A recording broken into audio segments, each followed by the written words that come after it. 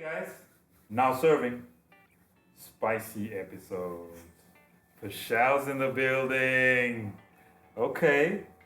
And Glen Scotia, single malt Scotch whiskey, aged 15 years. If you remember, when we went for a whiskey tasting experience, Paschelle said she'd really love to try this with some curry, of course, or some spicy food. Some Indian food. Some Indian food. Okay, Indian food. There we go. And that's why we've got it. Let's go ahead and open it and pour it first. Yeah. Classic Campbelltown malt. It's brilliant. Okay, let's do that. So I always do that. People will ask why. Well, it's been sitting in a box for a very long time.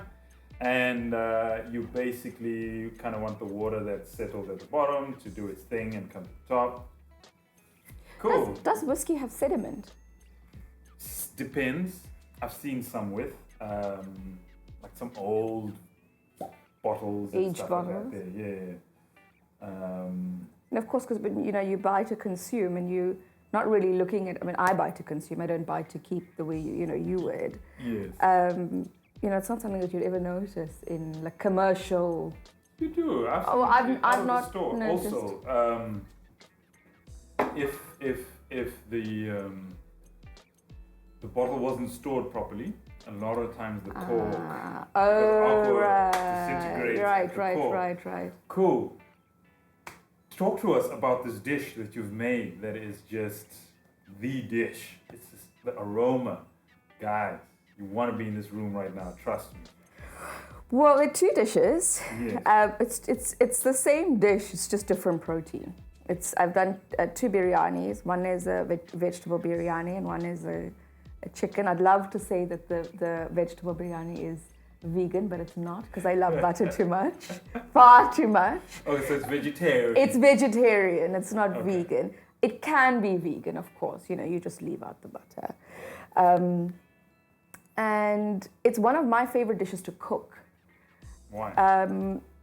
It's one of my favorite dishes to cook because it just, I somehow find pleasure in cooking it, strangely. And it's something that I learned maybe about 10, 15 years ago to do. And I think my dish has evolved over those years. It's matured. It's matured. I don't know if it's matured more. I'm matured as a cook. Okay. But I think that it's evolved in the sense that I, growing up being constantly, and this is where my love for food and being in the kitchen comes from.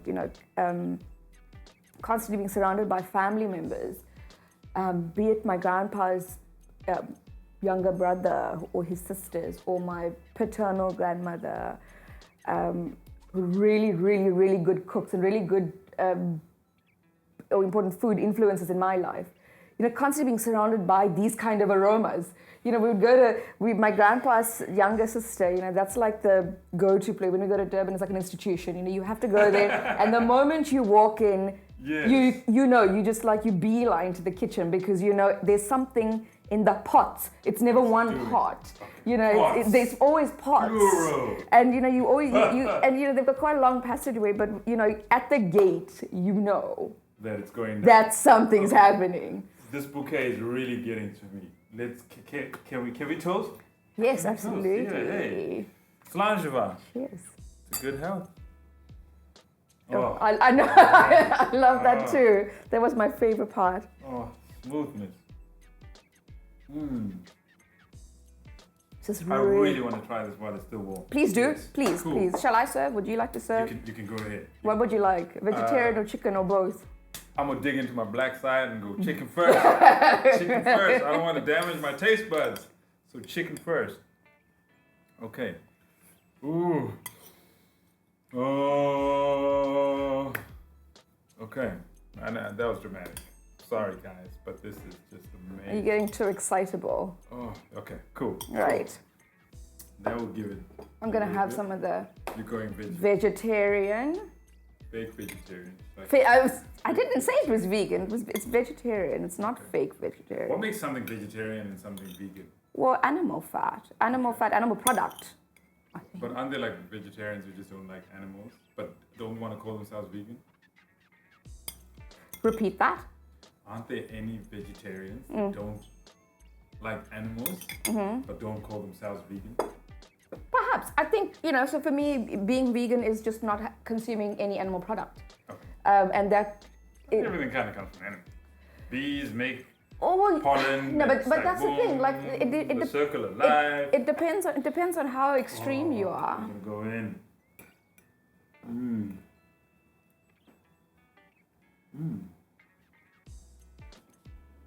That's mean, having people listen to your ums and ahs. That's the whole point of the show. Is you're supposed to be an experience. This is an experience, guys. Bold taste, bold.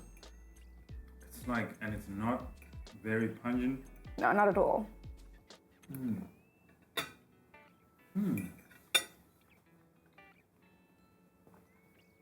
Is there anything specific that you get from it? Now that I have that in my mouth, I really want to Yeah, no, same. kind of give it a pear wash. So strangely enough, this is my first time having whiskey with a meal.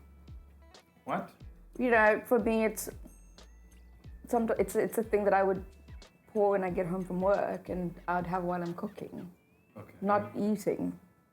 I think the whole point of pairing is to pair it with it and have it together. No. So this is learning for me too. It's very interesting. What I'm loving is, it It is, almost brings out a bit of a smoky note. yeah, and the curry is kind of saying, hey, and the liquid is just gelling in my mouth right now. It just played like a little symphony. I was going to use the same word. A little symphony in my mouth. Oh, guys, so emotional. Well, I do love this whiskey. It is a brilliant whiskey, hey? The Glen Scotia.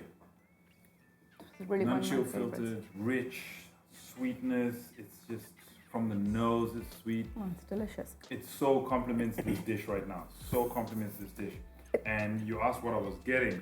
I love the fact that I'm getting to taste every element, and I can almost pull out the spices without having to feel the burn. 100%. The chili. 100%.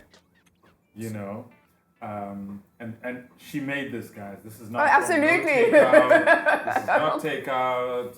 I'm sure she'll invite us into a kitchen one day soon to watch the process happening. I promise not to give out all the secrets. Please don't. This is amazing, hey? So this is now serving spicy, and we've been on this journey with you from the beginning, but we never really went into to find out where exactly this began for you. Cooking, or my love for spices, or I don't want to be unpolitical, or is that even a word? impolitical. Impolitical. Is it? I don't even. That's a word too. Okay, to be politically correct or incorrect. I don't want to be politically incorrect and say, don't all girls just grow up back in the 90s and early 2000s and learn to cook from their mothers? No. I don't want to say that. So Well, it's not let's the do case. both. It's So not the let's do case. both. Yeah. So I think, I have two younger sisters, and the middle one is 4 years younger than I am, and grew up, same household. She's a late 90s, or she's a 90s baby. Completely different in the kitchen. Completely different in the kitchen in the sense that Scrambled eggs different? No, Or no, not no, even a thing? no, not even a thing. Not even a thing in the sense that it's quite funny that I mentioned this now because she and a friend came over the other day, and he said, or he was talking to guests at home, and he said, oh, her butter chicken's the best in the world, and my younger sister went, did you hear that? Did you hear what she said? And I said, and then he was so put on the spot. He was so nervous. He didn't want to repeat himself. And I'm like, it's okay. Just tell me, And he was like, no, I just said that her butter chicken. And I was like, oh. But whose? Yours? My sisters. My sister. So he's never had my food before. Oh. And he's. But did she, wait. The one that doesn't cook Yes. said her own butter chicken. Her friend said her butter chicken was the best. But wait, was it butter chicken you made and she got? No, 'Cause she doesn't no, cook. she cooks it. She does cook it. So I was like, Ah. oh, okay, that's fine. Why don't I make mine out of a packet? Wow. That was my comment, and I left the room. I left the room. Chicken, as in like you bought a packet of No, butter chicken. And but and this is the thing about, and this, you know, leading on to, and I'll get back to, you know, my love for cooking. This is the thing about spices. You know, and this is not bashing my sister at all. And, you know, people, you know... I'm here for the drama. No, there's no drama. But, you know, people do it all the time. People go, oh, wait, butter chicken. You know, and you get this packet spice, and they're like, oh, I'm making butter chicken today, and I'm gonna impress my... Guilty of it. I know, I mean, I'm pretty covered. That Woolies one. But, you know, but the thing is, yes, you're gonna get an end result that tastes like a butter chicken, because that's what something in a baguette is meant to do. It's meant to give you the idea and the impression, the illusion that you need to buy this because you're gonna get what you're looking for, and you're gonna impress everyone. And so going back 3 years ago, I left my job of 6.5 years, and I decided, had enough. So this is before COVID. You're just like, no. It's just wait. I need these kind of problems. Just leaving work. No, but of course it was planned. It was planned. Before COVID. And you know, my son was 4.5 at the time, and I remember just, you know, having him and going back to work, you know, a few months later, and just working and having a really demanding job, and, you know, just dedicating those years to work. And I realized... That was the day. And I realized that was it. You know, I had to do this for myself. I had to do this for him. And I remember everyone just loving it. You know, my partner loved it. My partner's daughter loved it. My son loved it.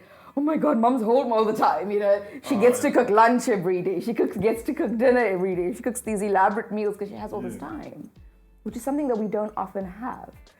You know, sort of fast forward a few months in, and I'm like, okay, now I've reached that point where this women of leisure business is getting a bit boring. Yeah. You know, what do I do with my time? You know, I'm enjoying these nights of cooking these, you know, leisurely, large, elaborate meals, and you know, seeing friends and having all this time to myself and for my family. I call it soccer mom time, because these soccer moms be out here walking at the common while we at work and stuff, and you driving past. You know, and it's why is there traffic at lunchtime? Because we're all going to lunches.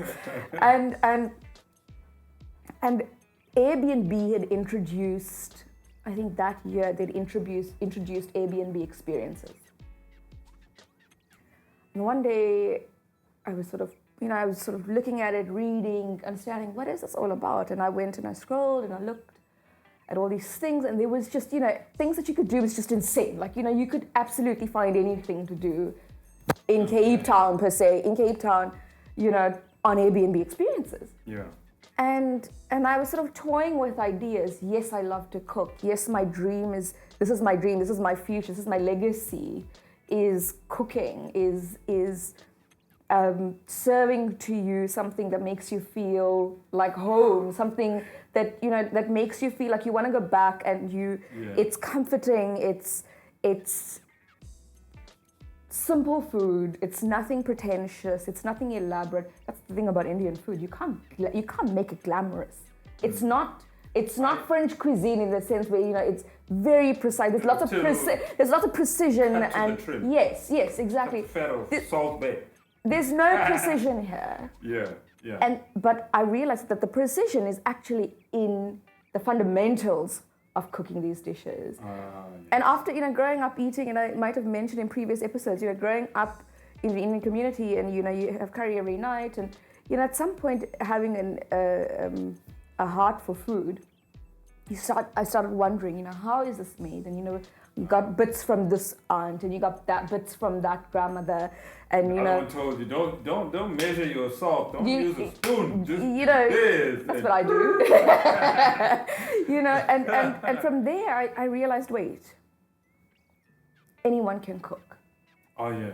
Anyone can cook. You know, you could come to my class, and you could sit on the other side of the table, and you could watch me. What are you going to learn from that? Nothing. You might take a couple of pointers, or add the salt here, you know, don't add that spice there. Don't overbraise. Yeah, you know, simmer this and don't let that boil. You might get pointers, but do you actually learn anything from it? Learn the skill. Exactly. You learn to fish versus just watching someone fish. Precisely. And, you know, so, you know, looking at all these classes, and I thought, you know what, actually, this is something that I'd like to explore, but I'm not going to do a cooking class. Yeah, because there's quite a bit of cooking classes. So, as I've mentioned in previous episodes as well, Paschelle runs a personalized Airbnb experience. The link is on the screen right now, and you know you can book an experience for yourself and you know get into it. Even if it's COVID times, you can do this over Zoom and stuff like that.